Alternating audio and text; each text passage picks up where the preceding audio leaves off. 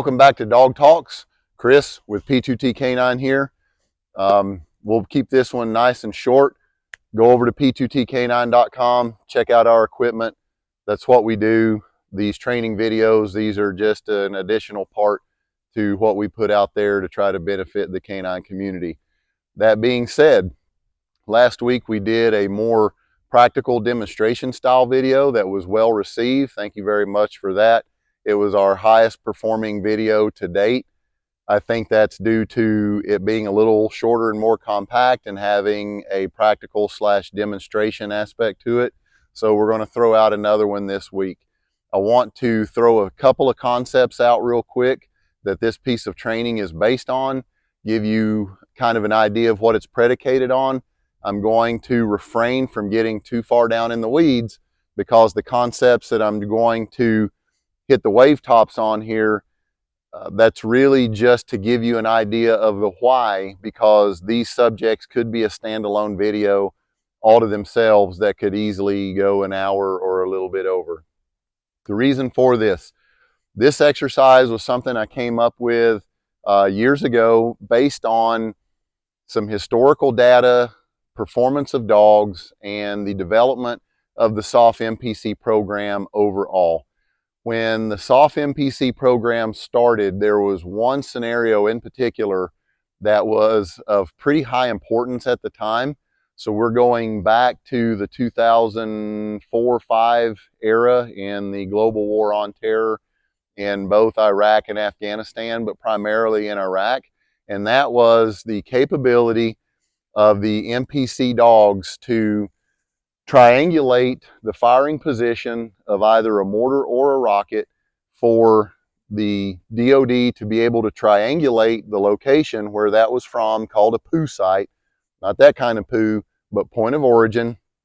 Take a dog team out to where that point of origin site is at, initiate a track and track where that person fled to, and then initiate a takedown of that target wherever the track led to.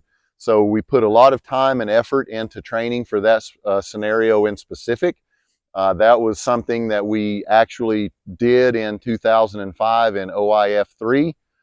The problem that started to arise was when the dog started tracking to the location from the point of origin site, as soon as the dog saw a building on the horizon, the dog quit tracking and would just pull straight to the door of the first structure that was visible. We didn't notice this right away until we started using training locations that had multiple buildings as an option. So for instance, today, if the point of origin site was behind me and the dog was tracking into this area with all of these buildings available, whether the barn was where the person fled to or not, the dog would see the barn or the first structure on the horizon and would quit tracking and would pull on the tracking line and go straight to that first structure, anticipating that the next thing was going to be a building entry on that building to our bad guy.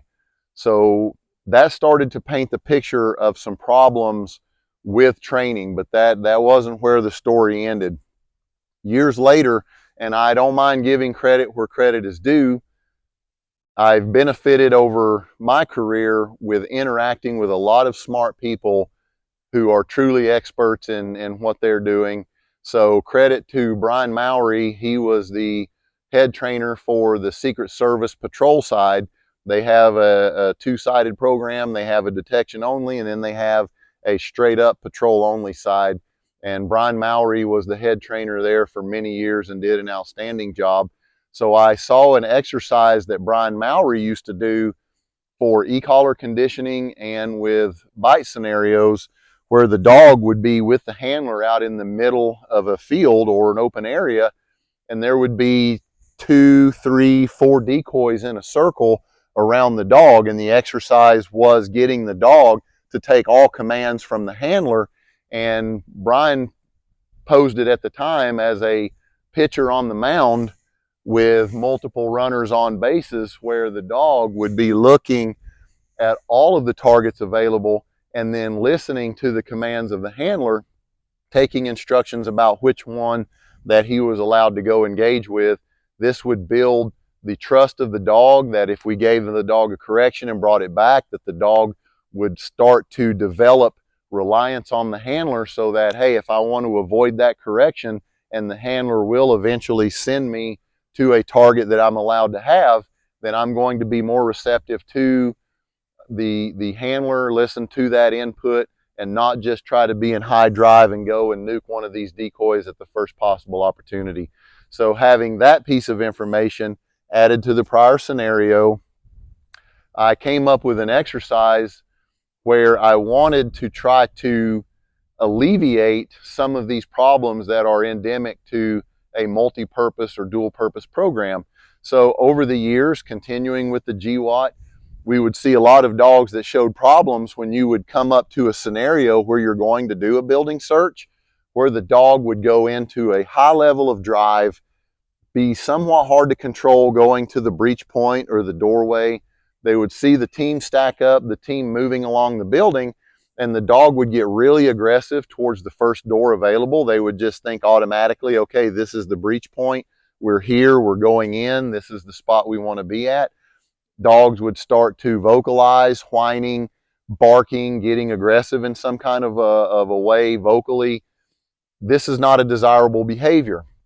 So I'm analyzing this and thinking about it and wondering, well, how do we mitigate this?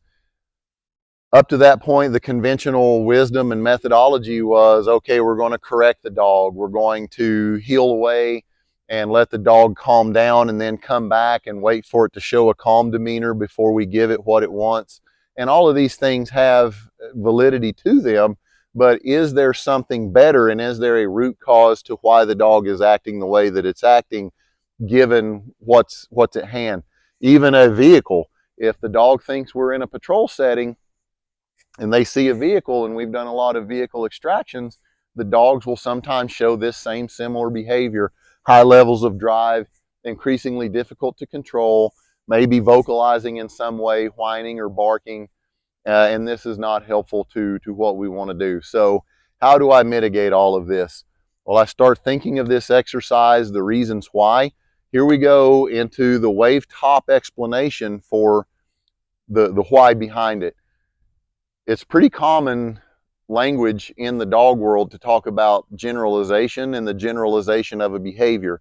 We want to teach the dog something and then have them generalize that, where we can have them repeat that behavior at a high level of quality and consistency across a range of venues. And we want to see that same level of performance venue to venue to venue. So that's kind of the brief, dry explanation of generalization. There's another one that I don't hear thrown around a lot, that maybe somebody is using it, but I haven't heard it, and people can arrive at the same conclusion working completely oblivious to each other, and that's contextualization. So in my view, we do have to provide context to the dog for some of the things that we are doing with them. So we have contextualization and generalization. And then I started doing some backwards facing analytics over the decades now of targets that went really well and some targets that did not go as planned. And I came up with another concept that is called constant presence versus constant absence. And I feel like in those categories, these things are related to contextualization and generalization, with constant presence and constant absence. I think there is a link between over contextualizing a behavior or a task, and the dog gets such context provided to it that the target and the task become really, really specific. So with that concept in mind, when we're doing our building searches and our building hits, if we compartmentalize that training and provide so much context to it that when we stack up and we move with an assault force up to this door, the dog has so much context that the target becomes very small, and we lose generalization and we get too much context. So, oh, there's the first door, I'm going to this door. There's the first vehicle, it must be this vehicle, I'm going to this vehicle. And this is not a desirable outcome that we want to have. We want to have the dog's mind and their sight picture opened up as wide as possible to everything in their environment, and taking all commands and direction from the handler so that they're receptive to what I need them to pay attention to. I met one of the first ever boar tack handlers way back when they were researching their program. Great guy, still doing it. I consider him a friend. We don't talk that often, but when we do, we just pick back up as if nothing has ever happened, like a day hasn't passed. So I showed him at an event this exercise, and there were a lot of other people present as well. And he dubbed this the bull ring exercise, talking about how he viewed it for everything that's present and how the dog is meant to interact with that. And he dubbed it the bull ring. So hat tip to Chris, other Chris, for naming it the bull ring exercise. So we'll just stick with that for the purpose of this discussion. But we needed, in my view, to set up a way to make sure that the dog did have context, but was not focused on too small of a target, and we maintained generalization and had all of that focus the way Brian Mowry was going for with his exercise with multiple decoys, that the dog is listening to the handler, taking all input from the handler, and is aware of their environment and not overly focused on one single option. So that's how all of this starts to relate and plug in. And I want to paint the picture, but not spend too much time on it where we drag out the video too long in length. So what kind of a dog are we talking about bringing into this exercise? The thing that I want with this exercise is for any dog program in a tactical setting to be able to come into this environment with your plan in mind, but then be able to react and flex as necessary and have your dog mentally flexible so that they're still a good asset for you in this environment. There is an old axiom in the soft community, and it goes, no plan survives first contact. What does that mean? That was somewhat parroted in a different way by none other than Mike Tyson, who famously was quoted saying, everyone has a plan until they get hit in the face. So everyone has a plan until they get hit in the face. No plan survives first contact. If we're looking at this venue that we're using today for this video, if we're going to say the house and this back door is going to be our breach point and our entry, but as we are coming in here, we unexpectedly find someone or take contact from the barn, or someone is in this vehicle that we weren't expecting or weren't aware of, and now things change. If our dog is already close enough and has locked on to the back door of this house where that they will not change attention at the direction of the handler to a different building or to this vehicle, then our dog is really less of an asset at this point, because the dog won't react to what we need him to focus on. The handler's trying to control a dog that's pulling in a direction that he doesn't want to go right now. So the handler is in a divided attention task, and he's kind of out of it tactically, because now the handler is fighting a dog who wants to go one way when I need him to go another. So we want to have the ability to be flexible, and another soft axiom, react to contact. So contact not necessarily being gunfire, but the fact that we see someone in an outbuilding or in a vehicle. Could they be trying to get a weapon or flee the scene? Anything that we need to take care of. So don't get wrapped around the axle that react to contact just means we're taking fire from someone in this area. That's not necessarily the case. So what do we have assembled out here to conduct this exercise? Before I get going, and as I'll explain, there are really good things for this exercise, and then there are some detractors. I still want to keep this thing nice and compact, but I want to give the explanation about what this is based on. In the dog world, if you see someone conducting an exercise and you think it's really cool and it looks cool with what they're doing, but you don't understand it, please take the time to go over and ask this person, what does your exercise do? What are you assessing? I really like the way that it looks, but I want to know more. Give me the why. Give me the background on this exercise. Please go ask. I have seen over many, many years now, people see an exercise, think it's cool, and it may have real value, but you don't understand the basis or the foundation for the exercise, and then you go back to your training group and you try to repeat that exercise without having the full context of the exercise, and it is not providing the results or giving you the feedback that you want. Go ask. If someone comes and asks you about the exercise, please, please, please do the canine community a favor. If you saw it and you're repeating it and you don't fully understand it, swallow your pride. Take a moment and say, you know, I'll be honest, I saw somebody else do this exercise and I didn't go ask and I don't fully understand it, but it's giving me these results for my dog, and so far it's going pretty well, but I don't fully understand it. Too many people in the canine world want to hold their cards close to their vest. They don't want to appear inferior by asking, why are you doing this exercise? What is the foundation for it? And how do you best wield it? And then the people who are doing it may not want to explain why they're doing it or the foundation for it because they honestly don't know, or maybe they do know and they just don't want to share that information because they want to control the information.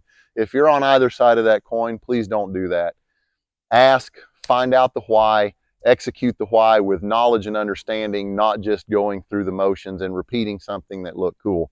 So with that being said, this is one of the few exercises. There's almost nothing you can do in the dog training / canine world where if you put all your eggs into that basket, you won't build secondary and tertiary problems, second and third order effects.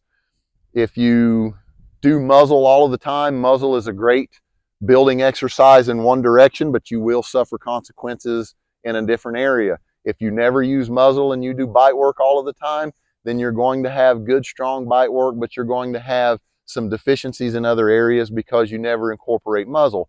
So if you do anything, there really is no exercise that you can do ad infinitum on and on where you're not going to see some kind of second, third order deficiency that you might not think about right away develop in your dog's performance. So with that being said, I was striving when I did this to try to find an exercise where there really isn't an opportunity for second or third order effects. So that's the upside. What is the downside to this exercise? It requires a lot of people. I'm not even going to lie about it. It takes a lot of people to execute, but if you have the bodies available, if you're at a seminar, if you have a large training group in your area, if you can set a special date on your training calendar to invite more people in than usual, this will be a great exercise for you.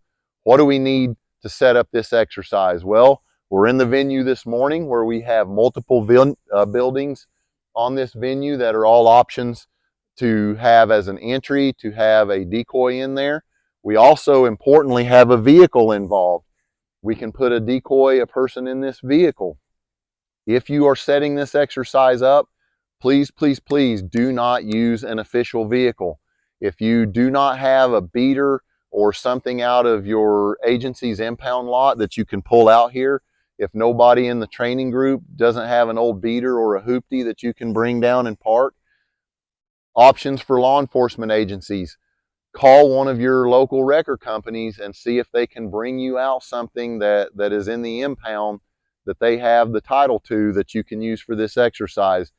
Don't park an unmarked vehicle or a plain white wrapper or anything that has context to be an official vehicle. The last thing you want is for your dog to learn that an official vehicle is a potential bite target and they can go in there and jump in that official vehicle and get a bite. That would be way, way, way wrong. So have you a vehicle that is completely unassociated with your agency and has no appearance of an official vehicle. So with that being said, we have a selection of buildings, we have a vehicle, a wood line. Right here we have a ditch that has a bunch of brush in it. We have a fence row on the opposite hill that has a whole lot of cover on it, but we also want, if possible, some kind of cover right at the envelope at the edge of the area where the assault is going to go down. And then you will see here I have a crate and a crate with no door that's out here. And you may be wondering why. Well, I'm going to get to the why. What else might you have out here other than a crate? You could also have a place board if you're doing place training for your dog. Given the two, it just depends on your training matrix, know the dogs that you're training, and pick the one that is going to work better for you. Whenever I do crate training using a kennel, I always take the door off. Don't ever try to crate train a dog that's new or use it in a tactical exercise that has a door on there. If it grabs the vest or it grabs the collar or just hooks on their shoulder as they're going in and the door closes down and pinches them, it can create all kinds of confusion and problems that you don't need. All you got to do is take the door off where they can go in and out cleanly. I don't need this to be any kind of confinement. This is just going to be my home base, my timeout location. Same difference. You can use a place board if your dog has really good place training and they're e-collar conditioned and you want to put them onto the place board to kind of shut the exercise down and allow them to regroup. So today I'm going to demonstrate with the air crate. You can do it with a place board, shooter's choice on that. Why do we need a bunch of role players? Because just like with the multiple decoy training that Brian Mowry was putting on, I need the dog to have multiple options so that in his mind, all of these are on the table and we have the pull of agitation from any of these decoys on command to be able to get the dog's attention. I want somebody in the truck.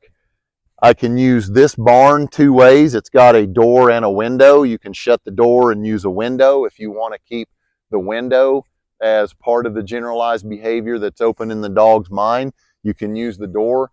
Our house over here has a back door to it that we would definitely have somebody in and stack up some assaulters on. We have the tool shed over here that we could have somebody in or near, but definitely in the vehicle. So for this, given this venue, I would say I would want at least 4 decoys in a full suit. This house, the barn, the truck, and either the wood line back here or over here in the ditch so that we can have at least 4 points of interest to direct the dog's drive and attention to. Now we're going to need a handler and several other cover officers / assaulters. So I would like at least 2-3 people on this door, 2 or 3 people on the perimeter for containment, maybe a couple of other people with security on the truck and or the barn. Where does the handler need to be? The handler can either be out here in the middle calling the shots, or the handler can move with the dog if you have a trainer or supervisor who can run the exercise for you. And the point of the exercise is to have the dog taking all commands from the handler, being obedient, switched on, and paying attention to all of these locations. Where does the crate and or place table come into play? That is when the dog is starting to pay too much attention or is trying to break and go early at any one of these decoys. We need to have the dog capable of being stopped. Whether that dog is e-collar conditioned or you're using a 30-foot long line, many of them available at p2t.com, by the way, where you can get you a quality long line. But we have to be able to control the dog's movements, and you can do that with your e-collar, or you can do that with your 30-footer, or a combination of both. So the handler or the trainer can be out here and use that 30-footer on a loose basis so the dog can move up with the assault force here. And as the dog begins to pay too much attention to the back door that we're going to make entry right there, the handler or the trainer, whoever's running the exercise, is going to call for the person in the barn to agitate and then get the dog's attention over there. If that dog will not break attention off of that doorway and give attention to this barn, then we're going to call the dog off of that doorway and have them to either crate in the kennel or get on their place board. We're going to pull them off of that location before they get so sucked into it and in such a level of drive that they break obedience and go too early. So we're going to bring them back out here into the middle. If you have done any kind of markers for your dog, if you're doing click treat, absolutely, I can come out here with my clicker, call the dog off of that door and send them to this box and hit that clicker when they go into the box the same way that I taught them going into the crate in the first place. Hit that clicker. If you want to wear a pouch with some food on it, you can go ahead and mark and pay with the food when the dog goes in there or onto the place table. In some instances, some of these dogs that are really good with the treat training, they will take that food and they'll eat it. It's important to hit that clicker, that marker, or if you're using a verbal marker, go ahead and give that verbal marker when that dog goes into the crate or onto the place table. If you offer them the food and they don't take it, that's not important. It's not a big deal. We do have dogs that do click treat to start some of these behaviors with crate training or place table. And once we have decoys and assaulters and role players in play, they will get into a level of drive where I hit that clicker and I hold the food down there. They kind of take it, pardon, out of my hand, but then they roll it around in their mouth and they just spit it out on the ground. And that's fine. They're in a heightened state of drive and they are a patrol dog. And if they don't want the food, doesn't matter. I click that behavior. In their mind, it's as good as them getting the treat anyway. So we're marking the behavior. We pull them off of the door, get them out here. And if they're still on this door, even from the crate or the place table, I will have the agitator in the truck get active. Another piece of nuance here.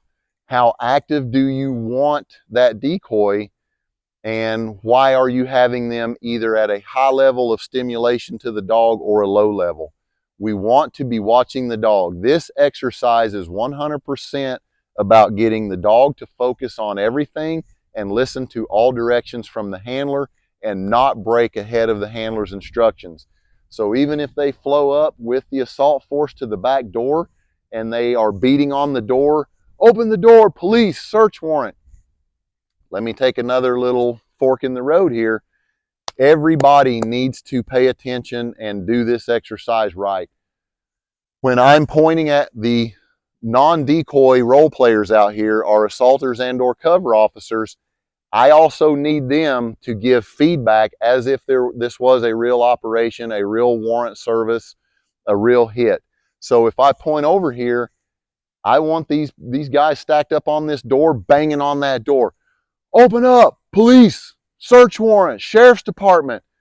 Even though that may not be realistic, we are providing a stress level to that dog to try to get them sucked in on that doorway. But then once the dog is sucked in on that doorway, I want to point at our cover officers or assaulters over here at that barn. Show me your hands, movement in the barn. Show me your hands right now. Because I want the dog to recognize the lawful orders or commands being given from the other side of the barnyard. And I want him to mark and recognize that and not stay sucked in on this doorway. So the handler at that point, if you're doing directionals, if you're doing laser training, whatever you're doing to bring that dog's attention in case you were going to flex from the house to this barn, you need the dog to recognize, oh no, we may be going across the barnyard and going into this building, not on this door. Once we get him attracted to that one, I may call for the guy in the truck to get active. So I kind of steered away from that nuance about how much agitation do I want from the decoys. If this dog is really sucked in on the back door of the house, when I call for the decoy in the barn to agitate, I've got two commands that I'm going to give them. One is agitate and one is show. If the dog is being very attentive and they're getting into the headspace that we want them, and we can point and redirect and they will look, I don't need that decoy to step into that window or doorway and get overly aggressive and agitate too much. I just want them to show. They step into the doorway, make eye contact with the dog, perhaps a furtive movement, and then they step back behind the door jamb, just enough to make that dog really perk up and focus on that doorway. Then I may call for guy in the truck, show, and he may lean out the window and flop his arm down on the door to make a sound. If the dog is still on the barn, then I'm going to tell the decoy in the truck, agitate, bring that level up. I need the dog to realize, oh, shift your focus from the barn to the truck. So those are our two levels that we want to have the decoys ready to operate in, show and agitate. And as soon as I tell them, once I see the dog recognize them, if we've had to raise that level to agitate, once they're on that truck and I call for them to stop, I want them to shut it down, because I'm not trying to make the dog break before I tell him to go. I just want him to shift his focus and become aware of the truck as a potential target. So that is the whole point of this exercise, is once they come into this venue, okay, There's a door, potential target. There's an outbuilding, potential target. There's a vehicle, potential target. I want that dog's head on a swivel, marking all of these potential locations as somewhere the handler may send me. Wood line, the ditch. I need to be aware of my whole surroundings because there's a potential reward, a decoy for me to go and apprehend in all of these neat locations. So once I see that dog starting to look and I can redirect their focus and we are down from agitation level to show, once we have got that dog's attention, now we're going to send them and let them have one of these bites. If I can get him from the door to the ditch, back to the door, to the barn, and that dog is attentive and listening, Stellan, find him, Revere. I'm going to send him and let him grab that decoy. We're going to have a short engagement. Another piece of information that's crucial for this exercise, we may have several apprehensions at different locations in this venue, so you don't want the engagement to go long. You don't want the engagement to be overly energetic on the part of the decoy. Give the dog some feedback and a little bit of fight.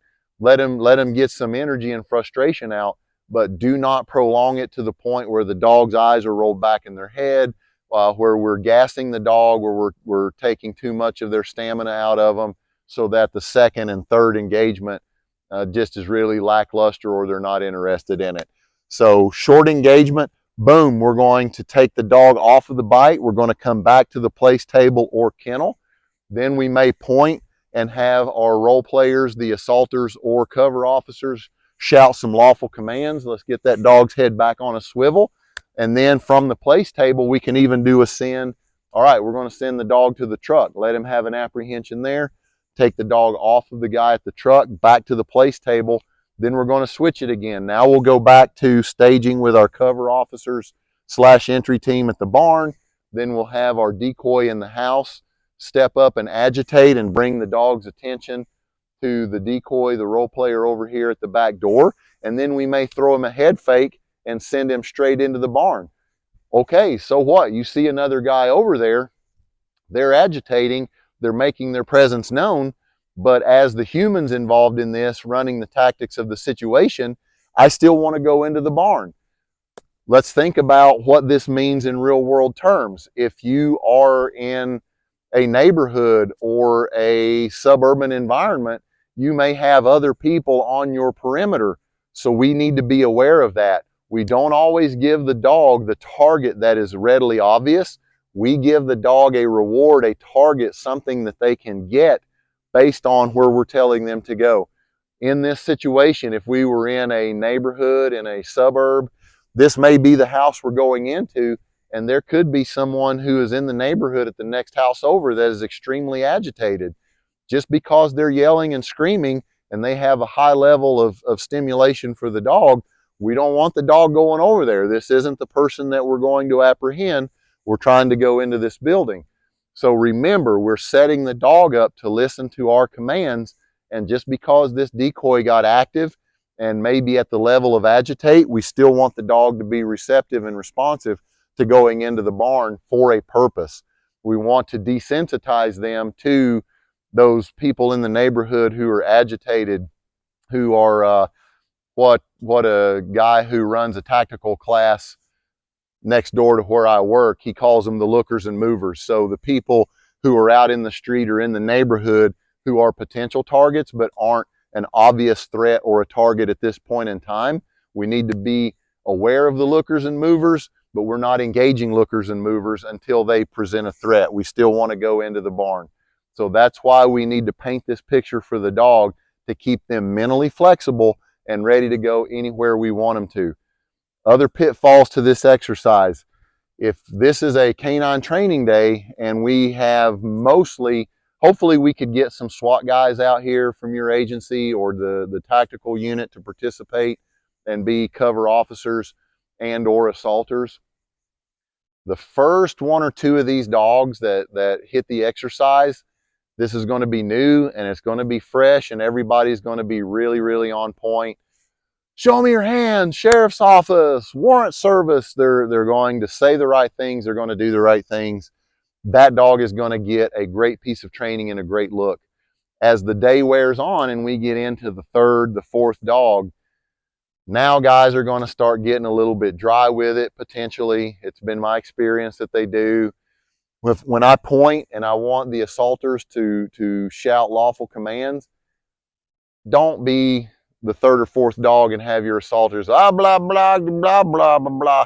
And guys will do that. They'll just start yelling nonsense or kind of going through the motions, and it's not a real command. It's not crisp. It's not even actual words. They're just over there shouting things, just making noise for the sake of noise. Make sure that everyone in the exercise stays committed to it. Use actual commands, use actual words. When you move up to the doorway, keep your movements. I know it's repetitive and it can start to get stale and old, but make sure that your weapons handling, that your technique doesn't get sloppy. Show the dog what we're really going to do in the situation as we move up to it. Our decoys, make sure that they understand the difference between show and agitate.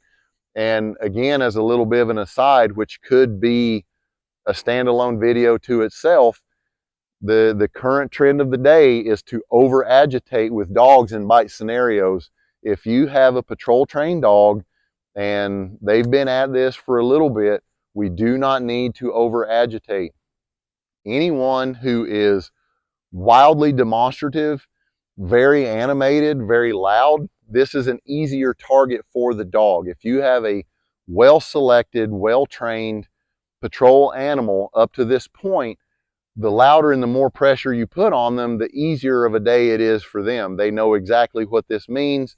The more energy you put into it, the more energy that comes out of it. The trickier real world engagement is for that less animated, less boisterous, more casual acting person. So when we can start bringing all of the levels of the decoys down to show at all of our locations, but the dog is still marking and paying attention to all of these, and we can still move the dog around, that is the advancing of this exercise or any exercise that involves a decoy. The more you can bring that energy level down, the more that decoy can be casual and have a more subdued appearance rather than boisterous and animated, the better dog you're going to have. Because anybody who's on that upper end of the scale, if you've already put a lot of pressure on your dog, you've had them engage a really over the top animated boisterous decoy, we check the block on that. We know they're good. Now we need to start bringing that down to the very casual person overseas, the person who has on the suicide vest and they're waiting for you to draw closer, the person who's laying on their hands and arms and they may have a firearm or a grenade. They're waiting to clack off for you to come over there, but they will not respond to lawful commands and they're motionless or nearly motionless. This is the more extreme level of the dog to go over there and energetically apprehend rather than the person who's way over the top. So bear that in mind. We're always working, and in every apprehension scenario, you should be working down and weaning your dog off the need for a ton of over the top animation from your decoys. So with that being said, I hope you find this helpful. We have our multiple options for the dog. We have a place, before I forget, I almost went to the end of this thing. If your dog runs to the place table or goes into this kennel without being prompted, they are absolutely telling you something, and it is okay. Anytime we want to view this kind of like when you were a kid and you played freeze tag, this is home base for the dog. If we have that dog in the stack and they are either on a loose long line or on an e-collar, if we're putting pressure on this dog and they are not going in when they're not supposed to and they're not engaging when they're not supposed to, but that dog leaves and comes to this kennel or goes onto that place board, everything stops. That dog has signaled to me that they're a little overwhelmed by events. They're going into avoidance / shutdown a little bit for a patrol trained dog, and they are signaling to me, hey, I need a timeout. It's too much input. It's too much stimulation. I need to take a break because I don't want to get in trouble. I want to avoid the correction. And I know, because I have never heretofore in the pre-training punished a dog for going to the place table or going into the kennel. That is their home base, their free zone. So in this exercise, if you have a dog break and go in there, no problem. Go ahead, have your role players calm down, have your decoys step around the threshold of the doors, go motionless. Let's just take this thing down a notch, let the dog recuperate.